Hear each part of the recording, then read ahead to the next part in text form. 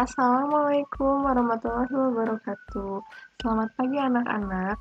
Pada pertemuan kali ini bertemu lagi dengan Ibu Mela Siti Wulandari. Nah, pada pembelajaran kali ini kita akan membahas apa sih?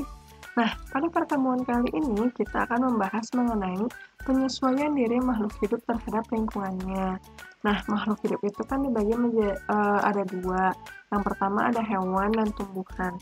Nah, pada kali ini Ibu akan membahas dulu mengenai hewan. Nah, untuk menyesuaikan diri terhadap lingkungannya, hewan dibagi menjadi dua untuk menyesuaikan dirinya. Yang pertama, untuk memperoleh makanan, dan yang kedua, untuk melindungi diri dari musuh.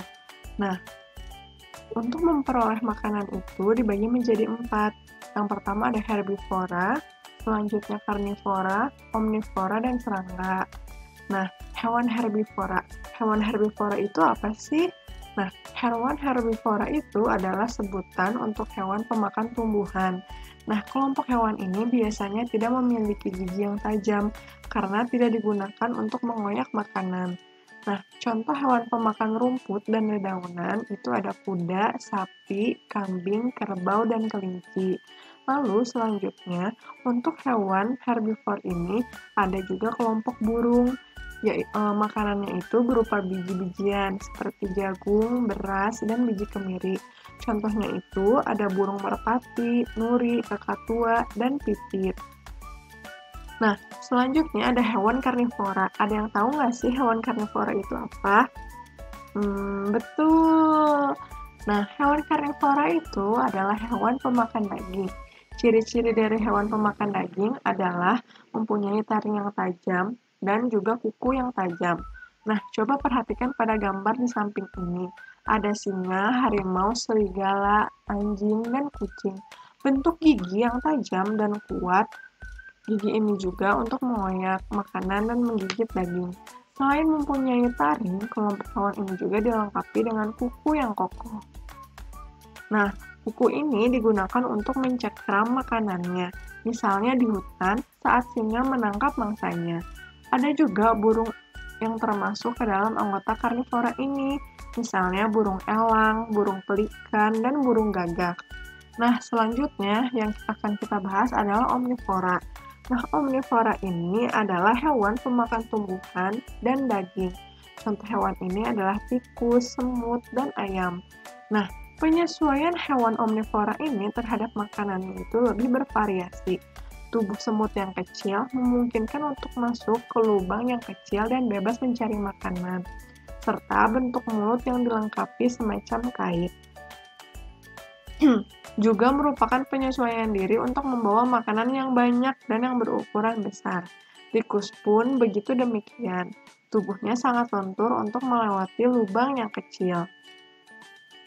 Cakarnya yang sangat kuat dan lincah digunakan untuk memanjat. Giginya terdiri atas gigi seri yang sangat tajam dan gigi geraham.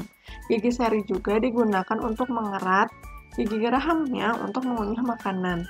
Tikus akan memakan segala macam makanan yang ditemuinya. Nah, selanjutnya ada serangga. Di dalam kelompok hewan, untuk memperoleh makanannya itu terdapat 3 serangga. Serangga memiliki cara penyesuaian terhadap makanannya. Contohnya seperti kupu-kupu, lebah, lalat, dan nyamuk. Kupu-kupu mencari makanan dengan mulut pengisap untuk mencari madu. Nah, dengan cara menjulurkan dan digulung kembali. Begitupun dengan lebah. Lebah memiliki mulut penjilat. Nah, penjilat ini untuk mengambil madu dari sebuah bunga. Lalat juga menggunakan mulut penyerap, yaitu semacam alat penghisap seperti spons. Nyamuk menggunakan mulut penusuk untuk menghisap dan melalui pori-pori manusia dan hewan.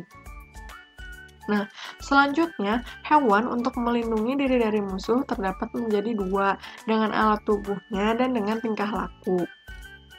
Nah, dengan alat di tubuhnya, yang pertama itu ada tanduk, umumnya dimiliki oleh hewan pemakan tumbuhan, misalnya sapi, rusa, domba, dan kerbau. Selanjutnya ada kuku yang tajam, umumnya dimiliki oleh kelompok hewan karnivora, misalnya burung elang, singa, harimau, dan kucing. Selanjutnya ada racun. Racun ini digunakan untuk melindungi diri dari musuh yang mengganggunya. Hewan yang menggunakan racun atau sengatan yaitu ular, ulat, dan kalajengking. Nah, selanjutnya ada hewan dengan tingkah laku, yaitu mimikri, autotomi, cairan pekat, menggulungkan diri, bau menyengat, cangkang, dan lain-lain. Nah, untuk pembahasan kali ini, kita akan lanjutkan lagi di pertemuan minggu depan ya. Untuk hari ini cukup dengan sekian. Wabillahi taufiq wal hidayah. Wassalamualaikum warahmatullahi wabarakatuh. Sampai jumpa lagi anak-anak. Terima kasih.